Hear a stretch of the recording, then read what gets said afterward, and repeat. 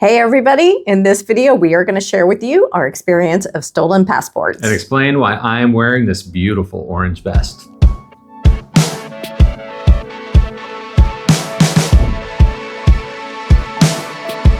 Hey everybody, I'm Sean. And I'm Deb. And welcome back to the channel. So we've got kind of a different little story today that we're going to tell. This is one of those kind of those adventures that comes with being nomads. Mm-hmm. We're going to call this video Lost Passports Part 1 because we don't actually know how the story ends yet. No, so Part 1. We don't. We're only halfway through this process, I would say. But we really thought it was important to tell this story because this is something that I think everybody who is traveling internationally and doing it on an ongoing basis has to kind of think about. And then what we thought was, as we walk you through our process, it might help someone in the future if they're in the process of going through this as well. So we're going to start with last Thursday. We took a train to Balham, and Balham, because I don't think I pronounced that right, Balham. And it's basically a suburb outside of London. We were going there specifically because we were meeting some friends.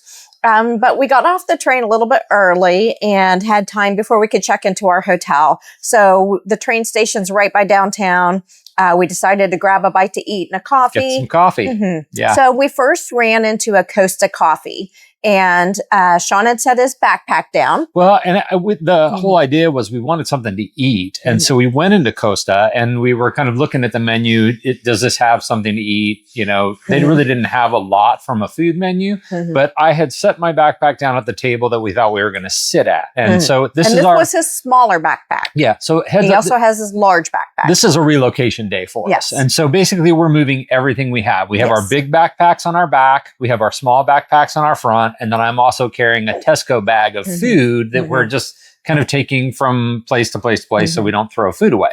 So Sean had not eaten anything that day and it was getting close to noon. Well, it was 11 a.m. Yeah. So we actually just ran across the street to McDonald's, I think hoping we would catch the end of breakfast, but we ended up getting hamburgers. While we're eating our lunch, Sean realizes a backpack is missing. Yeah. He runs back across the street to Costa. Nothing. And I asked the manager, you know, did anybody turn in a backpack? They said no. So then I was between, like, did I lose it at McDonald's? Did I lose it at Costa? And then as we went through it, it was like, oh yeah, definitely left it on the We were pretty sure he left it at Costa. Yeah. So we walked to the hotel. So it's gone now. It's gone. It's gone. Yes. Yeah. We walked to the hotel. It was still too early to check in, but they had a little living room area we could use. So we're trying to scramble to figure out what are we doing. Yeah. And we decided first step was we need to go to the police station. Right. So I'm going through and I'm inventorying everything that's in this backpack. And in there is my laptop and mice or my mouse and little cables and that stuff. But then I have, when we're sitting at McDonald's, I have this kind of, deep moment that our passports are in the backpack. So we get to the hotel, we sit down, we were like, well, we better put a police report in and then figure out what our next steps are for stolen passports. So we made it, the little town of Balham didn't actually have a police station. So we made it up to Clapham. And I think we just jumped on the train and went back up to Clapham. We officially filed a police report there. And so they gave us all the, they asked us lots of questions, where and when and how it happened. What was in it. And they gave us a card that had our police report number on it and everything there. And then we went straight from there to the U.S. Embassy. Yes. So by then it was a little bit later in the afternoon. Yeah. And we talked to the guards and the embassy was no longer open for people basically to come in. But the guards they were all super nice. The guards were awesome at the embassy. They went and got somebody and had her come around to the window. She gave us a little card and said, come back at 7:30 a.m. on Friday morning. Yeah. So that's the next morning. And that's when basically they do kind of walk-up services and people who have appointments have to come then as well. Because obviously it's U.S. Embassy, security is high. Yep. So we made it way back to the hotel, checked into the hotel, remembered that our backpacks, all four of them, the small ones and the larger ones, have trackers in them. Right. So he looks on the tracker on the internet. Yeah, they're Samsung Galaxy, basically the same as Apple AirTags, and we can see in the general vicinity of where it is. This it won't tell you. It won't give you an actual. No, yeah. But yes, somebody took it from the cafe and it went back on a train to another location. Yeah, and I can scroll through the history because the way they work is as they get near a Bluetooth device like a phone, it kind of pings it and says, "Here I am." And so I can see the history of where it went. And it went down south from where we were at and was overnight in a residential area. And So now it's afternoon. We did let the police know about the tracker and where it was. Yep. We were supposed to leave in 2 days for Belgium. Right. And you can get an emergency passport. That is not valid for entering Belgium. It's not really valid for entering anywhere. Yeah. It's really meant for you to just go home. If we were just flying home, that would be back fine. to the U.S. Yeah. So that afternoon, we canceled all of our Belgium and Netherlands we were supposed to do trip. A week in Belgium and then another week in Amsterdam. And then we were going to come back to England so that we could leave on our cruise. And then we ended that very stressful day by going out with the friends that we had meant to spend the day with. So our friends Joanna and David, we met them in Mexico City. Actually, we met them in San Miguel de Allende in Mexico. And so they were in Balam doing a house sit, and we met them up there, and it made life a lot better. We did manage to meet them out for dinner. We went out for pizza and drinks. It was and good so to go get a beer and relax. It was needed after an extremely stressful day. So that first day was basically lose it, put in a police report, go to the embassy and get our next steps, and then go back to the hotel and then go out to dinner with friends. Yeah. So that was it for our super hectic, was it Thursday afternoon? That was Thursday afternoon. Okay, now we're moving on to Friday. We woke up super early on Friday because when they said be there at 7:30, we decided we should be there before 7:30. Deb wanted to be there at 7. Yeah. So thankfully where we were staying in Balam was actually only about half an hour or so from the embassy. It wasn't that bad. We made it back up to the embassy. We took everything with us because we already had reservations I couldn't cancel at the airport that night. It was too late to cancel that. At a different hotel. At a different hotel. So it was up by Heathrow. So we took all our stuff with us. We did our research. You cannot bring laptops into the embassy or any large bags. This is important. Yep. Yeah. But there is a coffee shop right across from the embassy called The District. And at The District, you can pay $10 per bag. Although technically we had like 3 bags and a grocery bag, and she only charged us $20. Yeah. But then also with your $10, you get a free cup of coffee. So it's pretty much a bargain. Yep. So checked in all our stuff, got in line early, and then they were like right on the dot, opened at 7:30. 7:30. They were going. So of course, first thing they asked when we got up there is, do you have an appointment? No. And they wanted to know if we were getting an emergency passport because you don't need an appointment to get an emergency passport. You can basically go right in. So we explained our whole situation. We were supposed to go to Belgium. We were supposed to go to the Netherlands.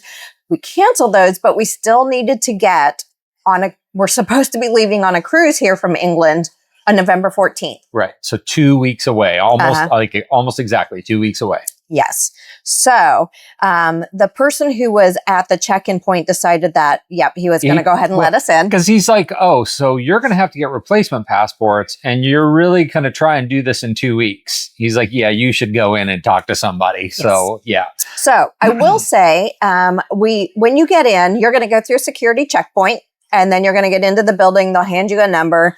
You go up to the floor there's 2 lines at the embassy. One is for people trying to get visas, and the other one is for U.S. citizens. Like if you have passport issues or whatever, if you're like us and you lost your passport, you want to get in the U.S. citizen. That line was way shorter. Yeah, it was, and you, so even when you got inside, the visa folks had to go to kind of a long line inside, and the U.S. citizen passport things was like, it just kept skip all the lines. And they were going to 2 different floors. So the second floor is where we went for replacing our passports. Once you get up there, in case you were very rushed and you didn't get a chance in the morning, like us, we didn't get our free cups of coffee because we didn't know if we could take them in. Right. And they sell coffee and snacks up there. Yes. So that was so much appreciated. Yes. So coffee and snacks. And then stress. We're trying to figure this out. I stress ate a donut while we were out there. So anyway, we did. So then we get up there and we talk to the first person. Right. So we have two options. We can apply for a full replacement passport, which we decided was best for us, even though they say 2 to 3 weeks, and we need it within 2 weeks to get on the cruise. So they did. They were very clear. Yeah. Like, we can't guarantee that it's going to get here in the 2 weeks. Yes. We will do, we'll do our best. And I feel like they all gave us those warnings, but nobody dissuaded us and said, there's no way this is going to happen. Right. So we went ahead and applied. So what they did tell us is go ahead and apply for the full one. If for some reason something happens and the cruise date comes and goes and we couldn't get on the cruise, we can go back and get an emergency one to fly back to the US. So that's okay. We're able to take both options, but we started with the full passport replacement because that's the best case scenario is we get them and we get to go on our cruise. Yeah. So we made it through all that process. We had to do, obviously they have little in the floor where you're applying for your passports. They have a photo booth so you can take your, you have to get new pictures. You have to have your passport photos. They basically just have you fill out all the forms there. You get your photos, you take it, and then you go back and give it to them. Make sure they have everything on there. They needed to make sure that we had a UK address to be able to ship them to, and they told us to come back with a prepaid Royal Post envelope. Yes. Because that's so you should go there with that. And if you don't go there with that, you can mail it in. I think we wound up, we'll get to that. We brought it back. Okay. So. So we went through all the paperwork. We got our photos. We brought them back to them. Yes, because they give you about 20 minutes and then they call you back up. And that was when I actually felt like the second person when we were up there, she made me feel a little bit more hopeful that maybe the passports will come in on time. Yeah. But so we made it through that process. But she still said, I can't guarantee it. Yeah. Yeah. So now we have to go out and we have to, it's probably about a little over an hour from the embassy to our hotel. But it probably took us the whole process inside the embassy, probably took us about 90 minutes. Yeah, it wasn't bad at all. Maybe 2 hours. Yeah, it was not painful. They're very good at doing this. Yes. Yeah. So we made it back to our hotel, got checked in. We got our coffee and got our bags. We went and got our free coffee. Yep. So I will just say that, that was all a lot. That was like a scramble for a morning. Yeah. Made it to the hotel. We're still trying to decompress and we're like, anxiety's high because, oh my gosh, we lost our passports. And by the way, we still have work to do because remember, we're digital nomads. So we still have work. So I knew I had a meeting that afternoon. I had lost my laptop, obviously, in the bag. So I used Deb's laptop. And so I got on my calls. I'm having a meeting with one of my teammates. And then in the meantime, while he's on his call, my phone rings. And I didn't answer it because I thought, well, he's on his call and I didn't want to disturb him. So I eventually just hit decline and then immediately calls back. And it's a UK number, right? I very cautiously, I thought, well, what if it's the embassy calling? Yeah. So I very cautiously, hello, trying to be quiet because he's like, and I'm sure my eyes got just huge for this call because I thought something bad happened. He thought something bad happened, but it was more like pure shock. So a policeman was calling to say they found our backpack. Yeah. We thought never in a million years would we ever hear or see of that backpack ever again. So I had to wrap up. But here's the thing is at this point, it's 3:00 in the afternoon. And they're like, you need to come. We're going to drop it at the embassy. The police officer said, we're going to take it to the embassy and give it to the guards and you need to come down and get it. And so we're like, okay, we're stopping. Well, it's a good hour and a half into rush hour, central London, in rush hour. On the buses and the trains. And it probably took us more like 2 hours to get there. Because of the timing of the buses and the train, it took us 2 hours. The embassy closes, it says at 5:30, but really we had to be there by 5. And we just made it at 5 o'clock. So the police officer the reason I guess they probably took it to the U.S. embassy is because our passports were in there. Right. Yay. So they took it to the U.S. embassy and but they not gave it really to the guards. Yeah. Okay, so in the meantime, we're frantically looking up and we're pretty sure we know the answer. Yes, our passports were in there. We reported them stolen. We'd already reported them stolen. And once you do that, they are no longer valid. They're immediately canceled. The embassy does not mess around with this. The minute you say they're stolen, they invalidate them because they don't want any identity theft happening. Yes. So Yeah. So I got the backpack. We come back to the hotel. We open up the backpack because I'm like, okay, what's going to be in here? Is my laptop going to be in here? What's going to be in here? Right. So my laptop was in there. Our passports were in there. Most of my stuff was in there. I was missing a battery bank charger. My PlayStation controller is missing. And then I have a second monitor that I carry around, and the cable for the second monitor was missing, or just the cable. So it was very weird. Like the expensive things were there. The little small things that more like, maybe a kid gamer might take, that's what were gone. And oddly, there were extra things that they left for us in the backpack. So I don't know if you can tell what he's wearing. I got a beautiful, sexy orange vest. I'm not sure if that's a vest that's worn by the train workers I think or it's a construction worker. Some people wear them on motorcycles. That was added to the backpack. So this was added. And there was a Bluetooth speaker in there that was not ours. So were they trading us? We don't know. So it was very odd. Obviously, somebody had taken it, gone through it, stuffed stuff back in it, put their stuff in it. And then the odd thing was they took it to the train. They dumped it on the train because that's where the police officers found it. Was riding around on the train by itself. So that's why they took it to the embassy. So that is right. This was all Friday because then we had to wait the weekend to decide what we're doing. Yes. And so Monday morning, we decided we should go back up to the embassy. Immediately. And we wanted to go get the self-addressed envelope to turn in. And then, so we got back in that same line outside the embassy, talked to a lady this time, explained to her what was going on and that we had our passports. And she said, okay, you can come in, because she said they'd probably want to the envelope. They want to stamp them as returned and found. Clip them, And basically they punch a hole in them and invalidate them. So even though we own them and they send them off with our application, they're invalid.